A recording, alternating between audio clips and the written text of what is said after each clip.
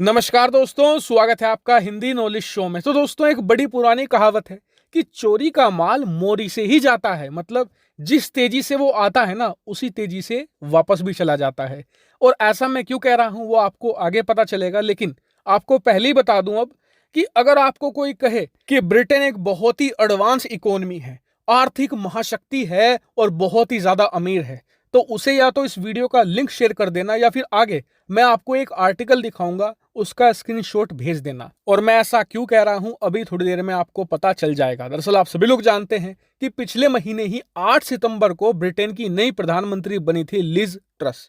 इन्होंने प्रधानमंत्री बनते ही बड़े आर्थिक फैसले लेने शुरू कर दिए और इनका अंजाम ये हुआ कि मात्र एक महीने बाद ही, अब से 2-3 दिन पहले, इन्होंने अपने वित्त मंत्री को बर्खास्त कर दिया है। और अब खतरा यह मंडरा रहा है कि जो लिज ट्रस है, उन्हें खुद प्रधानमंत्री पद से उनकी पार्टी बर्खास्त करके ऋषि सुनाक को दोबारा प्रधानमंत्री बना सकती है। और इसके पीछे ठोस कारण भी है, क्योंकि एक महीने के कार्यकाल में ही लिज ट्रस ने ब्रिटेन को इतना नुकसान पहुंचा दिया है जितना पिछले 40 साल में नहीं हुआ। इस पर एक रिपोर्ट आई है, स्क्रीन पर आप देख सकते हैं, ब्लूमबर्ग की रिपोर्ट है, जिसमें बताया गया है कि लिज ट्रस के एक महीने के कार्यकाल में 300 बिलियन पाउंड, यानी कि अमेरिकी डॉलर में बात करें तो 340 अरब डॉलर का नुकसान हुआ है। ये बहुत ज्यादा बड़ी रकम है, क्योंकि इस पूरी पृथ्वी पर 130 से ज्यादा ऐसे देश हैं जिनकी अर्थव्यवस्था 200 बिलियन डॉलर भी नहीं है, और यहां पर 340 बिलियन का लॉस हो चुका है। और आपको बता दूं कि ये जो लॉस कैलकुलेट किया गया है, ये सिर्फ 2 मार्केट का है, एक शेयर मार्केट का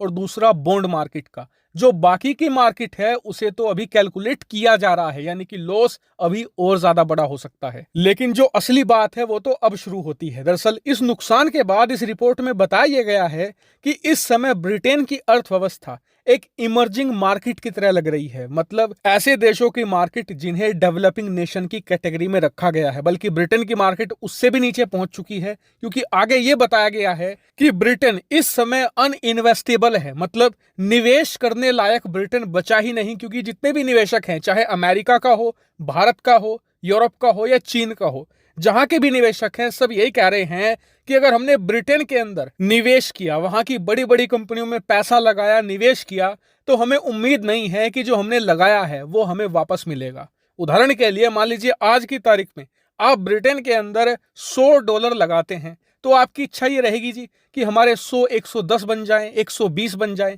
लेकिन निवेशकों को डर ये है कि ऊपर $10-20 मिलने की बजाय जो हमने 100 लगाए हैं ना, वो भी वापस आएंगे कि नहीं। और इसीलिए आप स्क्रीन पर देखिए, ब्रिटेन को कहा जा रहा है अनइन्वेस्टेबल कंट्री, यानी कि ऐसा देश जहां पर निवेश करना संभव ही नहीं है। वहीं आपको बता दूं कि दुनिया के जितने भी बड़े फाइनेंशियल इंस्टीट्यूशन हैं और बड़े बैंक हैं, जैसे कि IMF, world bank, JP Morgan Chase या वेल फार्गो, सभी का यह कहना है कि ब्रिटेन के अंदर जो हो रहा है ये तो अभी शुरुआत है। ब्रिटेन पर जिस हिसाब का कर्ज है, जैसी इनकी अर्थव्यवस्था की हालत है और जैसी इनकी लीडरशिप है, आप देखेंगे कि 2023 में ब्रिटेन इससे भी ज्यादा बुरा वक्त देखेगा और ब्रिटेन की अर्थव्यवस्था इस कदर टूटेगी कि उसे संभालने में ब्रिटेन को कई दशक लग जाएंगे।